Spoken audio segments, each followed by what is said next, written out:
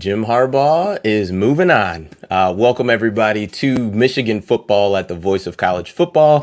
I am one of the post-game hosts, Desmond. I've got my partner, Dre, with us, and you all know Mark Rogers. While you are here, please like and subscribe. Share the video out to social media. We definitely appreciate the support. Also, while you're at it, make sure to follow Mark's main channel along with his Patreon as well, where he does picks of himself, not only him, but also with different media members as well. So we appreciate it, and thank you guys for joining us, gentlemen. How we doing? We were wondering if we would have any topics, any gifts, and looks like we have one. So. Dre, how you doing? Before we dive in, I've got some thoughts, but before we dive in, how you doing, man? I'm good. I'm great. I mean, I'm indifferent on the situation. I told you how I felt. I told you how I felt going back to the playoffs. Like, oh, it's all forgiven and all that stuff. I'm like, no. I mean, at this point, man, it's been such a roller coaster ride. With this guy, both good and bad, and and I will put it. We're gonna dive into it, but all the noise that he brings and irritation and frustration, and it's just it got to a point where it was just old, and the juice just wasn't worth the squeeze at a certain point. So I will hope, but I think a lot of fans kind of echo my sentiments there when it comes to that, but I just don't really care, and I'm not mad at him. I just don't care. Okay, Mark, how you doing? I'm doing well. So I guess Jim Harbaugh is taking National Signing Day to heart. So he's Yeah. probably going to be signing uh, his contract with the Minnesota Vikings, as we understand. So that's at Yeah, least what's being reported. Some folks out there obviously feel very confident in making that report, and it's all over the place. So usually, where there's smoke, there's fire, and typical sources like the ones that we see reporting this don't usually go out there on a limb if it's not going to happen. yeah. Well, and also too, at this point of the process, the interview process, I mean, I don't see Jim Harbaugh flying to Minnesota if he's not. I don't see him making the flight with the potential of him being turned down for that job. That just seems extremely odd. I do understand it. It very well could happen, but it seems odd because in the age of Zoom and just virtual meetings, I'm not sure, because, and it also sounds like this isn't the first one either. This sounds like this is the second interview. So I just don't see how this is just a step in the process where he's not going to get hired. I think this job is his to turn down at this point. Both sides. I think Jim has puts the process has been patient with the process of the NFL coaching carousel long enough where it's clear his intention is to return to the NFL. That's just I think it's clear that's his number one intent. His number one intent is to return to Michigan. And that doesn't mean that he doesn't care about Michigan or he doesn't have love for the university. Both those things I think are true. Not just can or can't be true. I think they are true. But I think he recognizes his age. He's at the age of 58. And I think, we've said this over the last few months is that, you know, it's not like this is a guy who wasn't in the NFL and now I just want to give it a shot. It's not like the whole John Beeline thing where he's a longtime college basketball coach, really successful at the University of Michigan, and want to take his shot in the 60s with the Cavs, right? This is a guy who's in the NFL, who has really good success, got to the pinnacle of his profession, which is the Super Bowl, and he came up literally a goal line short, a goal line stop short of being a Super Bowl champion coach. So, I mean, I just think that that's the only thing left for him to do. I think that this year, by him finally getting over the hump, and I think he's more of a guy who has like these goals, beating Ohio State, get the Big Ten title. That's what he wanted to do when he came to the University of Michigan. Rather, no longer, I don't think it matters how long it took or how many times he did it. He just wanted to say he did it. And I think this is just what he wants to do. Yeah, I'll push back a bit on he did all or you know he didn't do all he set out to do, because I think that what he accomplished this year was a part of that, but I don't think there's any part of me or Jim Harbaugh that thinks when he took the job in Ann Arbor that he was not going to win a national championship. Sure. And I would look at even rival fan bases who may have thought the same thing because of the success he did have in college and the success he was coming off of in the NFL. But it just, I just the madness that seemingly year after year continued with Jim Harbaugh and the flirtation and the courtship of the NFL. At just some point, you just have to get tired of it as the Michigan administration. And I think Jim Harbaugh is unique in the way that most of the successful college football coaches didn't have the success that Jim Harbaugh did in the NFL to the level of success that he had. So I think it is a little bit unique in that realm, but it's just difficult when you don't see Dabo Sweeney dealing with this, where even Lincoln Riley and his recent amount of success, he was, I mean, I heard whispers of when the Cowboys hired McCarthy, of potentially Lincoln Riley. That was about it. And then obviously this year, but this year when the rumors came up, he ended up taking another job. So it wasn't like it was something that happened every single year. With Jim Harbaugh, it just seemed like it was every single year. It seemed like he was either hesitant or unwilling to put the rumors to bed. Like it just, it's difficult for me. And I was texting with Corey, a friend of the show. I was texting with him yesterday. It's just difficult for me to look at how simple it would be for him to quell the rumors. He literally, his job, his everyday life, essentially, is in front of a camera and a microphone. So it would require zero effort. And he, for whatever reason, never did it. And maybe it was because he really, ultimately wanted to get back to the NFL. So he didn't want to close the door. But the thing is, let's say Jim Harbaugh turned the Minnesota job down and wants to come back and coach it at Michigan again this year. What do you think is going to happen after Christmas in mid-January next year? It'd be the exact same thing. So do you, as a Michigan administration and even a fan base for our folks tuning in, is that really what you want to deal with every single year when essentially of the 7 years, this is the first year he got over the hump, and it's not as if he won a national championship. He got extremely close, and there are plenty of other teams that would have wanted to be exactly where Michigan was. So I don't want to take anything away from it. But also, too, it's not like the one special run was 2019 LSU. It was a phenomenal year, but to me, it's tough to have it's tough. In my mind, Jim Harbaugh does not have the cachet to hold the University of Michigan hostage and do them the way that he's done. To me, this is embarrassing, and I'm glad. Well, if it is true, I'm glad it's over, because Michigan is just too proud of an institution to roll with this. It's crazy to me. It's crazy. I'm more upset that we haven't heard from Ward Manuel. It just, come on, man. Like, you're the athletic director. I think far too many times, whether it was the Dr. Anderson investigation or, when what was the kid's name? Xavier Simpson crashed his wife's car. What was that, last year? Or whatever. What was this? What was it? Something Jackson? He told the police officer his actual name was, but whatever. Like, Ward Manuel was just far too quiet, man, and I don't like it.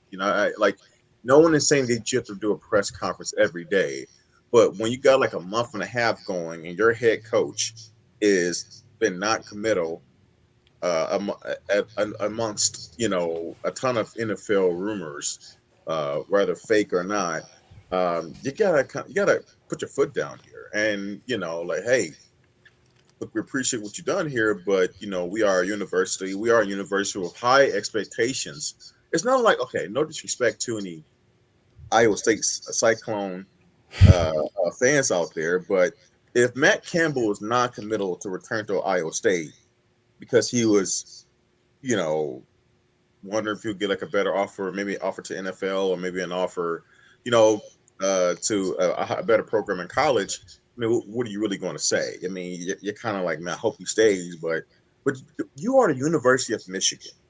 You know what I'm saying? You don't have to be scared or afraid to. Let's not make him too upset. He's already got one foot out the door. Want to keep the door open for Jimmy? No, man, the hell with that. No, dude, you did a good job for the first time. That's why we reduced your pay last year. I'm sorry you didn't like it, but it was due to your performance. If your performance was that far, you would have got a raise. So spare me the whole sensitivity. You getting a pay cut. So Well, I don't know, man. it's funny of someone who coaches and their philosophy is based off of meritocracy, or that's what he says, that to not understand that your pay is pretty similar. This is a meritocracy. Like in what you have done does not warrant $8 million a year. It warrants 4. And we can revisit, afterwards, but it just, like I said, I this was a very frustrating couple weeks because I just, or a month really, because especially with the result of how the season ended, my thought was he would jump at signing the extension because from my understanding, and I'm not an insider by any stretch, was he was going to be much closer to that $8 million a year that he was making before. So, my thought was, well, if I'm going to do the same job and you want to pay me double, I'm absolutely gonna do that. Why not? And so for it to just linger on and on and on was wild to me. And I've heard different rumors of money was the issue or NIL flexibility, that Michigan wasn't willing to do the things with the NIL that other schools are doing. And I just, the money thing, it's difficult for me to accept that as an excuse when, number one, when you first stepped on campus, you were one of the, I think, top 3 highest paid coaches in college football. And they kept you there for 6 years, even though you didn't beat Ohio State and you were split with MSU essentially, and you didn't win the Big Ten. You didn't even get to Indianapolis those first 6 years. Anybody else would have gotten fired. His name was Jim Harbaugh, and he had before this year. Anybody else would have been fired by now. I think that is very reasonable. Outside of shaking his head. Okay, I'm talking unless it's Mike Hart or any other person who has respect in the unit. I'm talking about an outsider, right? No, well, I can see like you're saying just specifically here at Michigan that guy would be fired. I got you. I mean, unless maybe it was a coach with another name that's on par with Jim Harbaugh. It was Urban Meyer. I'm just throwing guys out there, like, okay, this guy has a track record where we just got to stay patient with him. But for the most part, fine. I put a percentage on it. You guys love percentages. 85 to 90% of the coaches in this country with those results would have been fired at that point. At what point would Jim Harbaugh have been fired, or another coach have been fired with Jim Harbaugh's record at Michigan? And I'm not defending his record because I'll make a point about what Des had to say in a second, but I don't think there was ever a point in his coaching career at Michigan. There's no question that the first 2 seasons were unmitigated success. Mm-hmm. So he's in a great position entering 2017. And then after that, he was basically, in my eyes, doing close to the minimum of success at Michigan. He went 8-5 and 10-3 and 9-4, and those were the records after that. So they weren't necessarily slam dunk fireable records. No, even in Michigan, he's finishing in the top 15 in the country just about every year. It's hollow, Mark. It's hollow. It's a very hollow result. I understand that. Yeah. And just to extend on Des's point about the success of this season, and I don't want to take away from it because the scene after the Ohio State game was amazing. They trampled what had been the best team and best program, and maybe still is.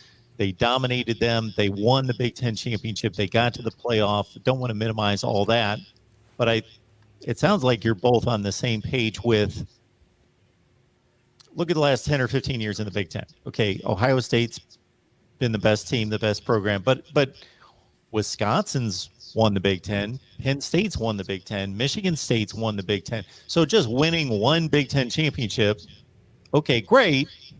But this should be part of the norm. You should be doing this on a fairly regular basis. That's kind of the requirement of the job. So that's great that you got it done this year, but you haven't just reached this level of deity because you won a Big Ten championship and got to the playoff and got hammered.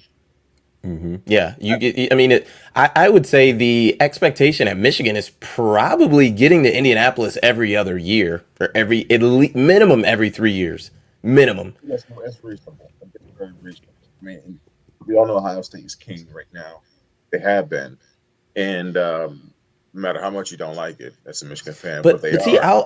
I will continue to push back on that because of what Gus Malzahn has done at Auburn, did at Auburn in his 8 seasons. Like I'm not saying that. I'm no, just saying but I'm agreeing with what you're saying, but nonetheless, even though Ohio State is the king of the Big Ten, you still got to get them every now and then. You know, that's the tough part. And Des, to your point, this comes up in SEC discussions at times, and I understand to try to overthrow Nick Saban and what he's doing at Alabama is a monumental task. And it's not a task I've got to take on, thank goodness. I understand that it's monumental, but if you're in a competitive business and you're making $6, $7, $8, $9 million, whether you were Mark Richt or you were Les Miles or whoever, fill in the blank, that's what you signed up for. And yes, we have an understanding that this is a difficult task, but still, I talk to certain people and certain people just talk like you just kind of throw up your hands and you're like, well, they're the best. We can't be expected to do any better than them. Yep. That's part of the frustration, Mark. And we please click on this column by the Rod Farber. This is funny, and I think it's worth talking about. It's a nice jab, but it's I can't argue it. Even though like there were seasons where before this past season where Jimmy and the program were in the hunt and they didn't have a terrible season. The fans were 9 wins, go 10-3 or something like that. But it was the same stubbing of the toe that was really made it kind of took a lot of the zip in those seasons. And then it'll always be that last game of the year that more times than not was sour the taste in your mouth because of how bad that game would be, outside of 2016, when that game went down to the wire. More times than not, the games were blowouts, absolutely, and that's very, very hard, to accept when at the time the head coach that you brought in here is being paid top dollars and you want top results in a reasonable range, so that's why it's kind of hard to give him a pass. And I thought it was fireable, after having a 9-4, 9-3 type season when you're getting beat by your biggest rival by 40 points. An interesting thing that I was thinking about the last couple days at the gym, but was thinking, so let's assume that he's going to move on and go to the NFL. What is Jim Harbaugh's legacy at Michigan? Like, what is it going to be? What do you guys think it's going to be? Oh, man. Clearly, this is why it's important to get a trophy. Like, he'll always be connected to this 2021 season, right? Because you got a Big Ten title. That's a banner, but everything, and that's why I kept saying, I would say before this year, why I couldn't give Harbaugh so much grace was because historically, and Des, I've said this a lot, when we look back on his tenure 20, 30 years from now, right, what will you remember? This is we were talking about in the last offseason, right? Mm-hmm. And at the time, it'll be nothing. Like nothing concrete, nothing tangible. Mm-hmm. So that's tough when you talk about legacy because I think you get the answer like this: how many tangible results and achievements did Harbaugh get while he was here? And if you go based on my merit for that, it's just this season. Now, if you put, his overall record and you throw that in there, that's fine. But, it's really only this year where he did something that matters. You know what I'm saying? Yeah, Mark, what do you think his legacy will be? So even though he's most likely coached his last game at Michigan, so the record's complete, all the records are documented, and they're not going to change. I think it depends on what the next coach does, to this degree, that if the next coach comes in and builds on what happened this past season, then Jim Harbaugh can gain some level of credit for building the next level of Michigan football that took off Butch here. Davis. What's that? I said, the Butch Davis at Miami legacy, huh? Well, it's going to be his roster. So for this next season, it's Jim Harbaugh's roster, and then the next season it's going to be roughly 75 or 80% of his roster, and so forth and so on. So there is a level of credit that can be given to Jim Harbaugh if the next coach takes it on from there, and if not, but if this becomes the blip season, if Ohio State just pounds them next year and then they're just, and this is kind of an aberration, and 5 years from now, people are like, okay, Michigan's going 8-4, 9-3, and Ohio State's finishing in the top 5 in the country and beating us every year. Well, then that was nice. It felt good, but it didn't really mean that much. That's a good point. I didn't really think about that.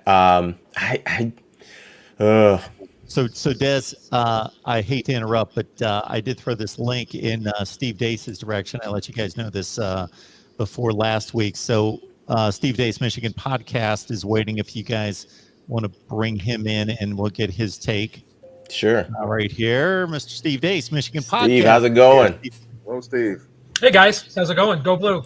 Good. Go Blue. Good to have you. I'm honored to be on with you, man. Thanks for joining us. Oh, yeah. First of all, the honor is mine, but thank you very much for having me. I appreciate it.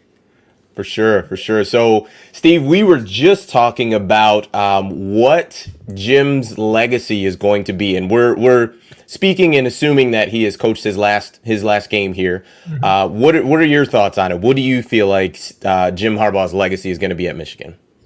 I think that's being written actually right now, because a year ago at this time, he was given, in my opinion, a level of mercy he did not deserve. He should have been fired last year after that season. No coach at Michigan should ever be allowed to go 0-6 against Ohio State, period. Frankly, shouldn't be allowed to go like 0-3, in my view. All right, but 0-6 for sure. The loss to Mel Tucker, I mean, that's a Michigan. I mean, Mel Tucker coached Michigan State that first year by Zoom call. Losing that game, that's the worst loss Michigan's had since Toledo, maybe Appalachian State. So, Ward gambled in giving him another year when there were other coaches that were hot names that were certainly interested in this job. I know of, like Matt Campbell at Iowa State, who was the hottest name in the country at this time a year ago. But he gave him another year, let him bet on himself. And Jim did a fantastic job with the staff that he put together and hired. He finally, I think, figured out that he needed to run a college program, and it's not about developing guys for the NFL. Michigan has done a phenomenal job of that under Jim Harbaugh, as good as any program in the country. If you look at the ratio of where we recruit guys, typically we're in that 8 to 15 range in the recruiting rankings. And then the amount of pros that we churn out. We did a phenomenal job developing NFL players. But, what did Donovan Peoples-Jones and Nico Collins and all these guys do when they were actually here? I think I got as many red zone targets as Nico Collins did in 3 years, okay? Mm-hmm. So, if those guys go play at the schools we want to be, those guys would be 85, 90 catch, 1,200-yard receivers, So he finally figured out that in college, you have to coach the team, meaning that you have to coach culture. You have to coach young men. You have to build a relationship. Last year was the first year that he allowed recruits to come to his house on visits. They had never done anything like that before. I think he realized he needed to be a guy named Jim, not just Coach Harbaugh. And I think you saw, combined with the senior class of last year with Aiden and Brad Hawkins and those guys, you saw that they rallied to that. And you finally saw a Michigan football culture like what Jimmy played with when he was here. So I think that he had one clearly successful season, a bunch of pretty good seasons. If he strip mines this program on his way out the door, meaning that he takes Jay and Weiss and a couple of more people with him, that I think that will have an impact on his legacy. I mean, Sam Webb has a report today that he was holed up with Matt Weiss yesterday working on analytics for his Vikings interview. I mean, why the hell are two university employees working together for a job somewhere else? I mean, your ass would get fired at any other job, and I'm not just talking like regular people, like any other sports job. I cannot imagine if you and two assistant coaches were working together on your next head coaching gig for Alabama that you would survive 3 more minutes the second that Nick Saban found that out. I mean, Michigan has been more than gracious to Jim Harbaugh, more than gracious. So if he just takes Jay and maybe Matt Weiss, and I'm pretty confident the next coach will come from the outside, from what I'm hearing. And that next coach absorbs what's left of that staff, which did a phenomenal job, and they pick up where they left off. Then I think his legacy will, years from now, actually be pretty good. But if the program takes a step back after he does this, I think, he's kind of back to where he was when he was criticizing our academics at Stanford and getting banned from Lloyd Carr's golf outing for his antics. I think that answer is still is going to be written like right now. Okay. Do you see, when I'm kind of looking at the situation play out, it kind of reminds me a lot of, Mark Antonio's departure in the view. Same timetable. Mark Antonio left the day before signing day. Right. Absolutely. And, listen to, local, sports radio, talking to certain Spartan fans, you kind of got to feel that with all the grace and appreciation, what's a lot that they have for Mark, they didn't like the way that he set them up, in terms of the last couple of years, not recruiting, not evolving his program with the current times of college football, and then leaving so late in the game where they essentially had to overpay for a coach who, quite frankly, wasn't their first option. Right. And I think that one thing that really helped Mark kind of quell Mark's fans and people who weren't quite happy with that was the immediate success of Mel Tucker. Absolutely. Yep. So, I think it goes hand in hand with what you're saying. It remains to be seen with this next coach, essentially with how people are going to view Jim. Well, if you look at the prospect of promoting from within, I've heard comparisons. Well, this worked with Gary Moeller and Lloyd Carr. First of all, Gary Moeller had coordinated both sides of the ball as an assistant at Michigan, both the offense and the defense. He had been a head coach at Illinois. This was also a much more stable program. We had one guy had been the coach since 1969, and they had, updated schemes, but the program, the culture had been done the same way. You're picking up on that. The last 2 years under Bo, they won undisputed back-to-back Big Ten championships. So you inherited a hell of a roster from that era at the exact same time. If you look at what happened with Lloyd Carr, he had been here for a second decade. Also, Moeller got fired in May after, a sorry episode at a drunken episode at a restaurant. So you weren't going to hire a new coach in May, and he was originally just given the interim job, and it just so happened that it worked out beautifully. But the program was in much more stable place than it is right now. We can't. And so you look at the who's on the staff. This is why I wish. It's too bad this could not have happened 2 or 3 years from now. You move Mike Hart to assistant head coach at Michigan this year, assistant offensive coordinator this year, because you're probably only going to get 1 more year out of Gaddis. You let Gaddis move on, then Mike becomes your OC, and now you kind of have that grooming. Mike's just, it's hard to go from running backs coach at Indiana to head coach at Michigan in 24 months. With Josh Gaddis, you have to remember, his previous 3 years here were pretty underwhelming offensively. This year they had their most success, but they did it with reverting back to Jimmy's core offensive philosophy. And there are, how do I put this? There are just some issues with Josh that there's just some issues there off the field, and we'll leave it at that. And the kinds of things that maybe reporters at a place like the Detroit Free Press who hate us would love to write about, like on a Memorial Day weekend when there's nothing else going on, and make a big deal about it. I just don't think that's going to be an option. If they hire within, and I don't think they will, it'll be Hart. If you look at an interim coach for the year, you can't do that. I know everybody says, well, Ohio State did. But when Ohio State did that 10 years ago, we didn't have two things. We didn't have an early signing period, and we didn't have a transfer portal. And by the way, that was like the worst Ohio State football season in 30 years. But the early signing period, guys, nowadays in the Big Ten, we're pretty much done recruiting this class in December. Michigan's already recruiting for 23. You'll be recruiting the 24 kids by the time the fall season starts. If you have an interim coach in there with no certainty of being retained, you're going to wreck one, potentially two recruiting classes. You can't afford that. And then you've got, you don't think Georgia's calling Donovan Edwards up and saying, how you like me now? Here's our NIL slush fund. What do you think of that transfer portal? You can't do that, okay? Your roster will get rated with the transfer portal. We have so many talented young guys in those young two classes with JJ and Andrell and Donovan and all those guys. You cannot do it. And then you can't do it from a recruiting standpoint. So I think the odds are 80% that they will hire from the outside, and they have a pretty good idea who one or two of those people is most likely to be right now, and 20% that it'll be Mike Hart. Those are the odds that I would give right now. And in terms of the odds of who the outside guy will be, if you look at Matt Rule, whose name has been bandied about, Matt Rule did a phenomenal job at Temple, did an even better job at Baylor, digging out from a worse situation than almost Penn State had, okay, in terms of that sex scandal there. And he's a relentless recruiter. And if you look at when he went to Baylor, because he was an outsider, he absorbed a bunch of Baylor and Texas roots into the program. So I could see him doing that with Klingscale and guys like that we don't want to lose, or Bellamy, okay? If you look at Bill O'Brien is a former Big Ten Coach of the Year, a four-time division champion in the NFL. If you want to keep JJ McCarthy, how about, hey guy, you're a new head coach, just coach the Heisman Trophy winning quarterback at Alabama. How do you like that? All right. So I think that, and I know these are two guys that want the job from what I've been told from reliable sources. They would absolutely take it.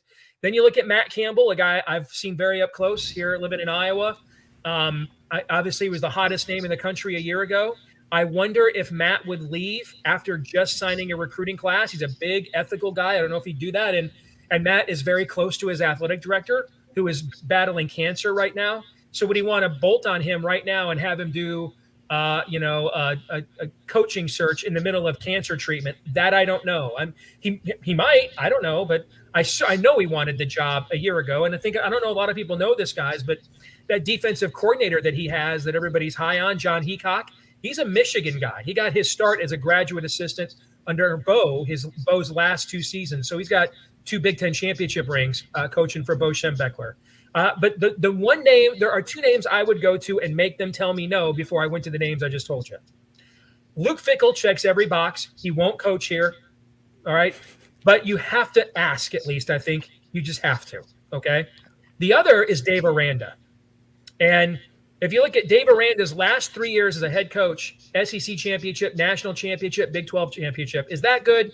That's pretty good. He's also the anti-Harbaugh, man. GQ smooth, cool as the other side of the pillow, no antics, no zany hijinks. He's as good of a defensive mind as there is in this sport. But here's the thing that I love that he did. He did something you rarely see. Pete Carroll did this at USC with Norm Chow. But a lot of times defensive coaches rein their offense in to play to the defense. He went out and got Tony Grimes, who made Zach Wilson a number 2 pick in the NFL draft, brought him in from BYU, went ahead and opened up the offense. They end up winning the Big 12 conference. So that's the one thing, as much as I love Matt Campbell from a culture standpoint, this was the year that with Purdy and all these guys coming back, you expected them to take that next step offensively. And they still kind of ran the same grinded out offense they always ran, where Baylor decided to open it up and become a little bit more like a Big 12 team. So to me, I would make Aranda and Fickell tell me no. And then if they do say no, I'm 97% confident Fickell will. I don't know what Aranda will do. If they tell me no, then I would make a very quick play for either O'Brien or Rule, who I think would both be very good fits. They're physical guys, power spread guys. They know this part of the country, and I think they would be very good fits. And I think it's possible they might be better college football coaches than Jim Harbaugh. Okay, perfect. Well, we've got a super chat. Thank you so much. Yakov22 says Steve and Mark should form an alliance. I would think you guys kind of do, right? I mean, that's kind of happening. I mean, I know you both wouldn't admit it, with one being an Ohio State fan and Michigan, but I think that's kind of happened already. It would be more well-defined than the alliance. Well, I don't know how much longer we've got you, Steve, but I want to ask you one other question, and then, gentlemen, if you guys have some other questions too. Corey, friend of the show, and I believe is tuned in now. So him and I were texting about NIL, and he thinks that some of the friction with Harbaugh and not signing the extension in Michigan were Michigan seemingly unwillingness to really go all in with NIL. Number one, do you think that's true? And number two, do you think that could potentially cause some roadblocks for whoever the next guy is, of Michigan taking that, making the phone calls for the next guys? Do you think them not going all in with NIL could potentially give them some roadblocks on getting their guy? I really don't think, from people who know a lot more about this than me, and I'm not a big scoop source guy. I let the Sam Webbs and Chris Ballases, who do this full time, do that. But it's not like I don't have any sources from people that watch the show or listen to it or follow what I do. I don't believe that really has much to do with this at all. I really think, I mean, one of the things I was told today is that the Vikings believe that Harbaugh could potentially bring Andrew Luck out of retirement to play for them. All right, that's one of the things I was told today. At the playoff game, he looked like a good 30 pounds. I know, man. He did. I hear you. He did not look like a guy anxious to come back and play football. But I heard that from a guy who's very well connected in the NFL. Now, if you do this for a living, you learn that as much as they hate the media, nobody rumors mongers better than coaches do. They're the biggest rumor peddlers of them all. So who knows if there's any truth to that? But I don't think that's the issue. I think it's. I think if the bigger issue is that he knew that he got a reprieve from a posse that he earned a year ago. And I think that he may have figured, this is the best I could do. And if it takes me 2 or 3 years to do it again, what happens? What happens if I go down to Columbus and lose again? What happens if I lose the next 2? Now I'm 1-8. And so, this is kind of the pinnacle of the Michigan program. We have one national championship in 50 years. So kind of our top standard here is actually longer than 50 years now. Our top standard here is, win the Big Ten, beat Ohio State, finish top 5, top 10. He did that. If he was good at Bolt, now's the time. The talent level here is as high as it's ever been, particularly in the younger classes. So I think in his mind, probably this is the perfect time to go scratch your NFL itch, because you're pushing 60. And, right now the trend is to hire guys a lot younger than you. Everybody wants to hire the next Matt LaFleur and Sean McVay. I do think the NIL thing is more of a systemic problem for Michigan moving forward than this scenario. Actually, I think the transfer portal is a bigger issue because the transfer portal is something that Michigan athletics cannot fix. And right now, how difficult it is, I just can speak from experience, and it was almost 30 years ago, but trying to transfer into Michigan from Grand Rapids Community College and figuring out which of my credits would transfer and everything else and which they would approve. And I could never get clear answers on that. They would tell me, hey, you could get a great grade point average, but we still can't promise you'll get enough credits to transfer that after you go for 2 years, you'll get in. So I said, screw that, man. I'll just go to Michigan State where they'll take anybody and just root for Michigan the whole time, which is exactly what I did. Okay. But they still do that. It's still very difficult for people in the middle of a academic, career to transfer as sophomores or juniors. And Michigan State can do that. And I think that's a far bigger issue if we're going to have 40% of college football players transfer every year, like what we see in basketball. And you can only take a freshman so they can afford to lose some credits, or a grad transfer like the All-American senator from Virginia that we're going to add. I think that's a bigger issue, but because we can't fix that. That's an academic issue at the university level.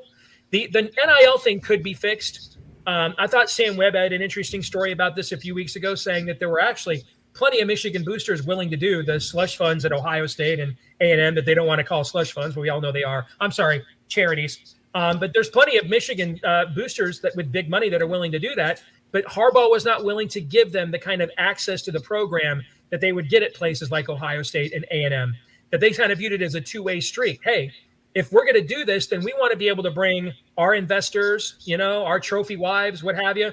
We want to bring them around the program and show them what we got. Otherwise, you want us to sit, 500 yards away in a press box and still cut you 7-figure checks. That doesn't work like that, And so they were like, hey, you got to cancel the submarine for us. If the next coach comes in and does that and opens it up a little bit more, then I could see that those NIL issues could largely be fixed. The transfer portal issues, I think, are irrevocable because of where Michigan just is as a university. So I think that's a bigger challenge moving forward.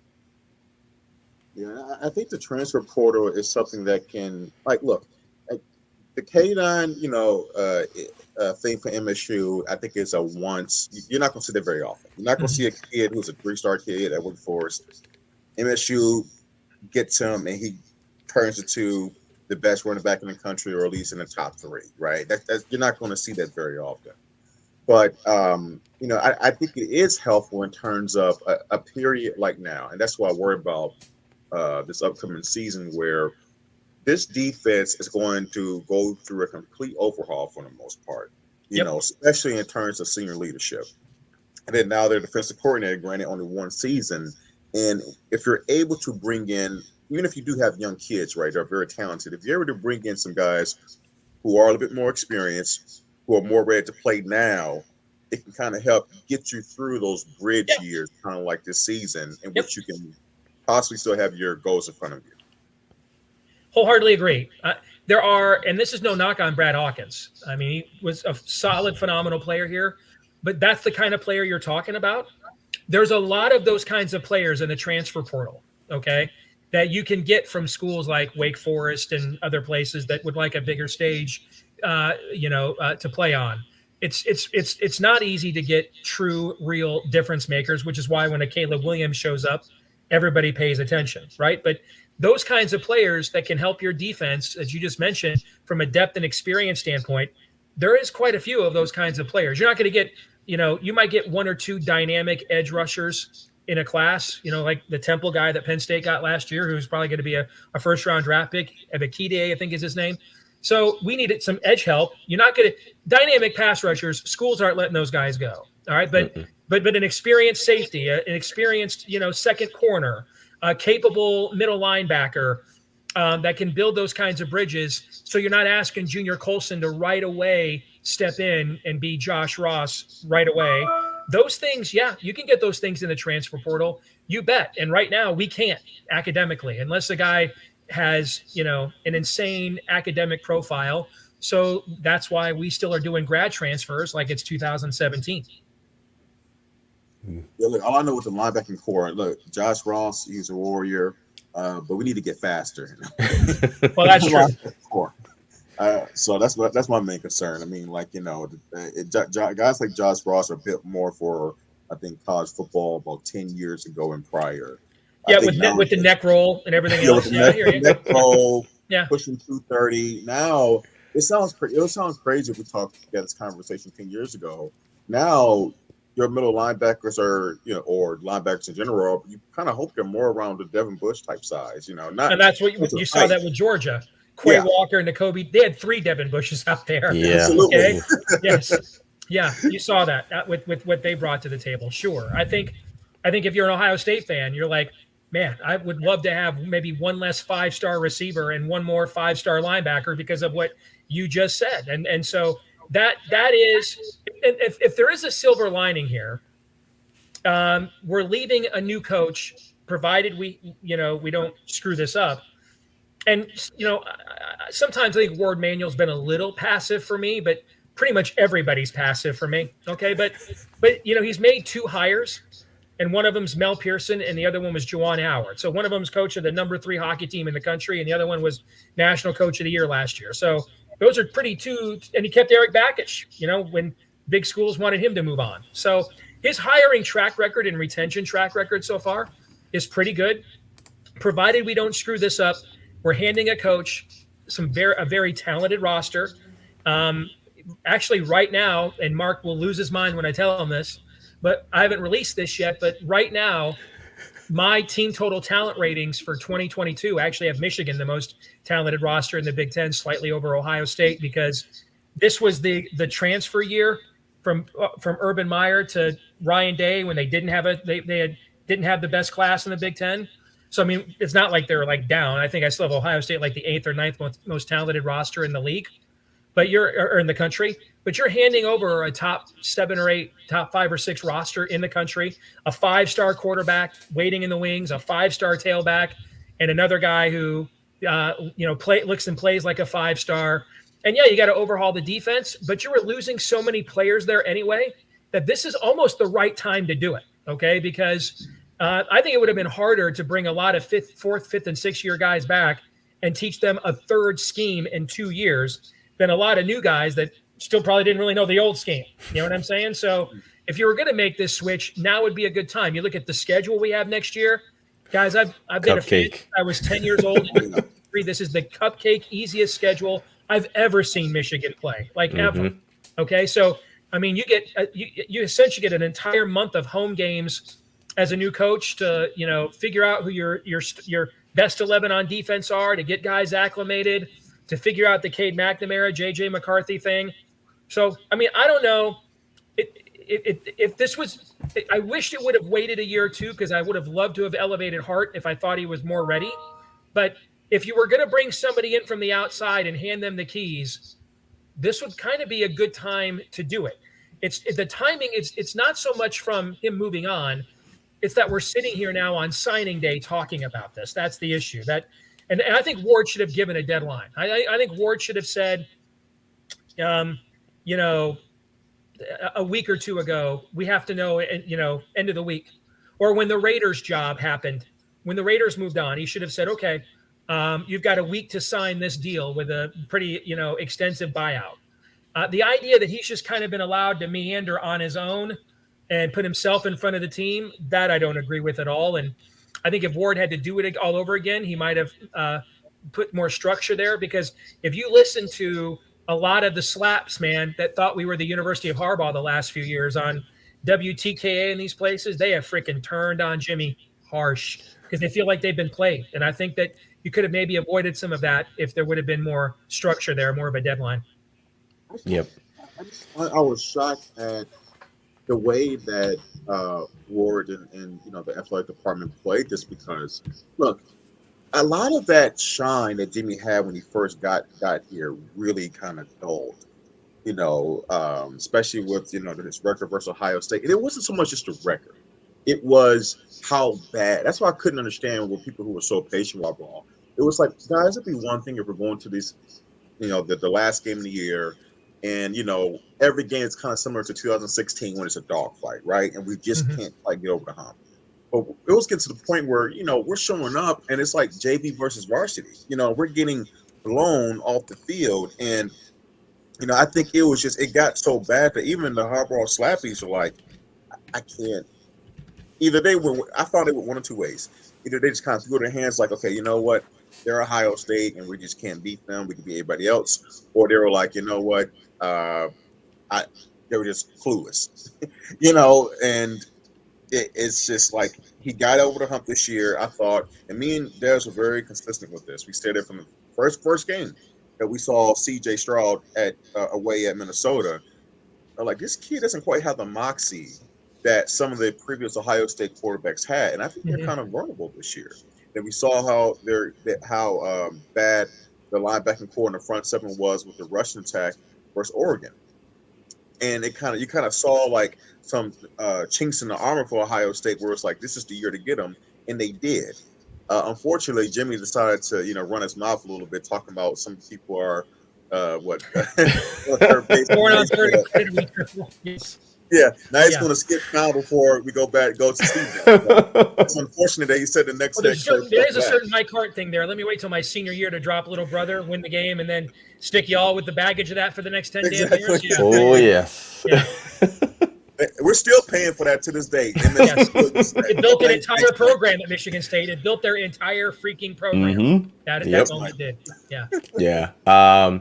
So I think we are close to wrapping, but I am interested, Steve. So myself and Dre, I think we are in lockstep for the most part that we are now in the JJ McCarthy era of Michigan football.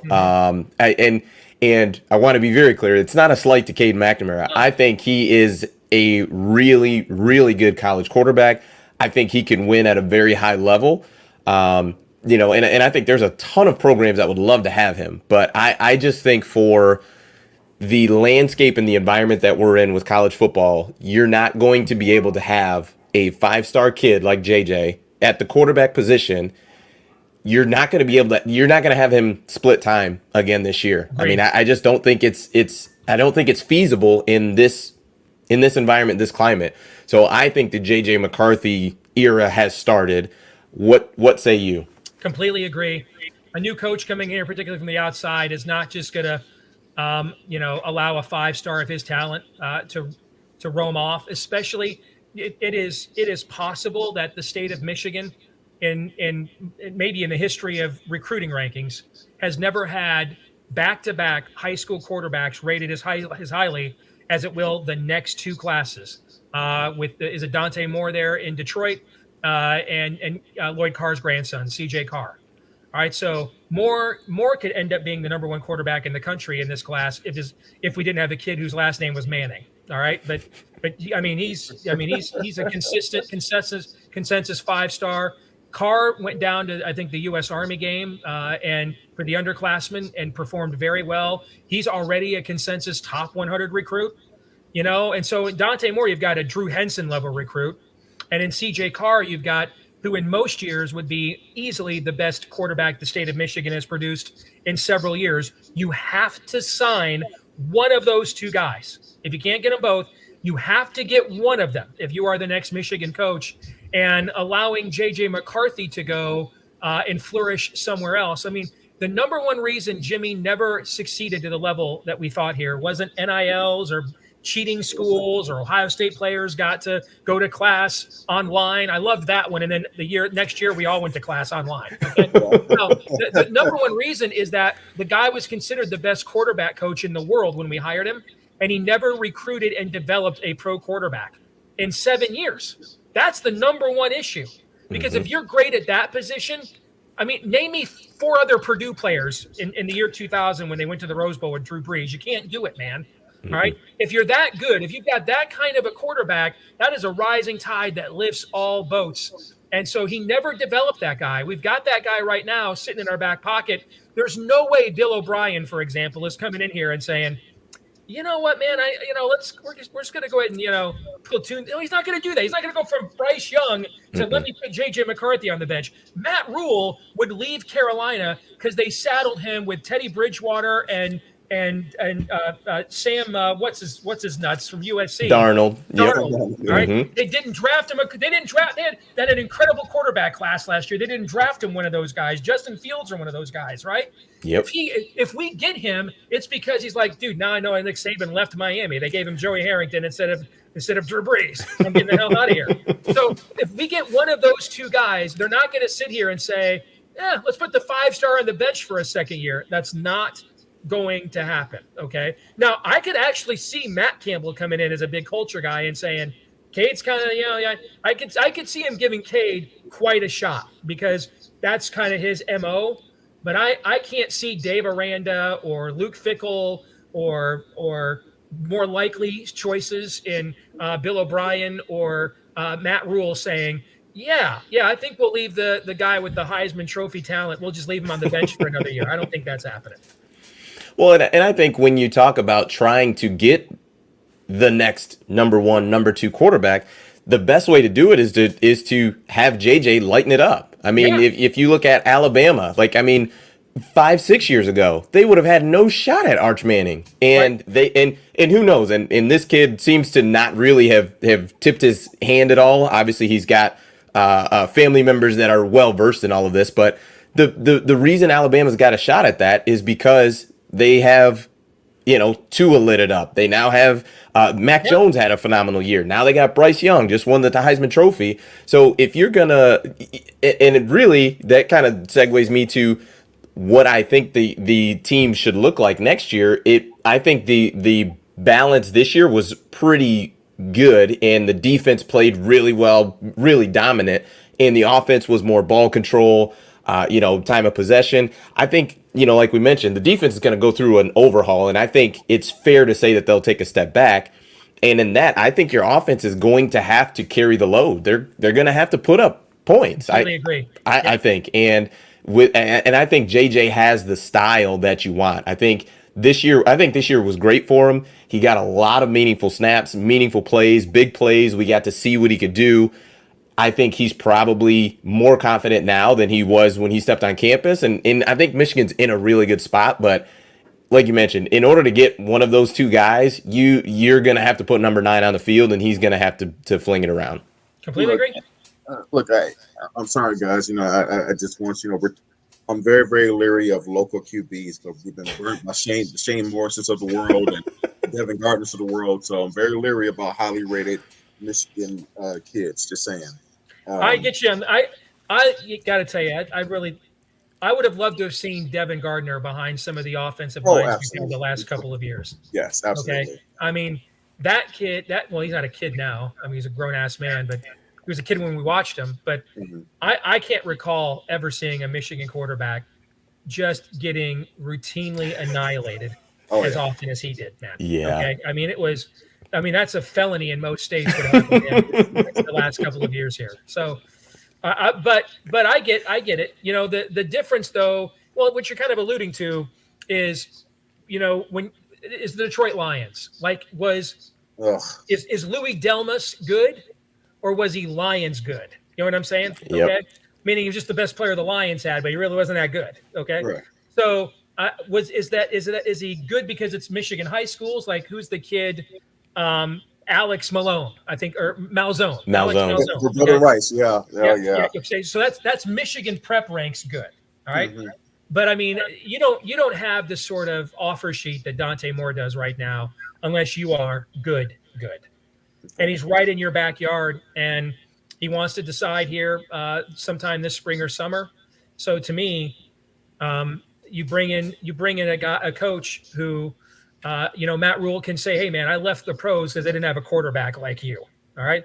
Bill O'Brien can say, I took a kid just like you and just won him a Heisman Trophy. Joe Namath didn't win a Heisman Trophy at Alabama. Bart Starr didn't win a Heisman Trophy at Alabama. All right. My guy did. Tua didn't win one. My guy did.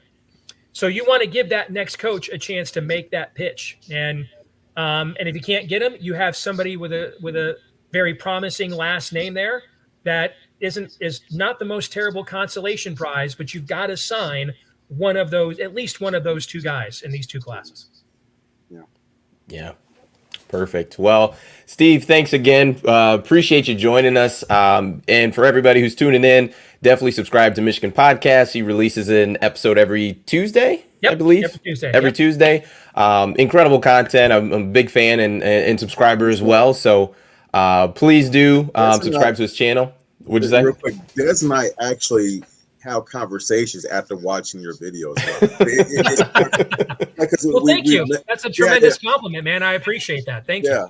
Yeah. Like we actually met by working together, and we will we're of course talk about Michigan football all the time, and a lot of times your videos will spark hey man, you see the video yesterday, and what do you think? And so you do an outstanding job, man. Well, I appreciate that. Thank you very much, man. I'm honored. God bless you guys. Appreciate it. Go Blue. Yes, sir. You too. Right. Go Blue. Thanks, care. everybody. Have a good one.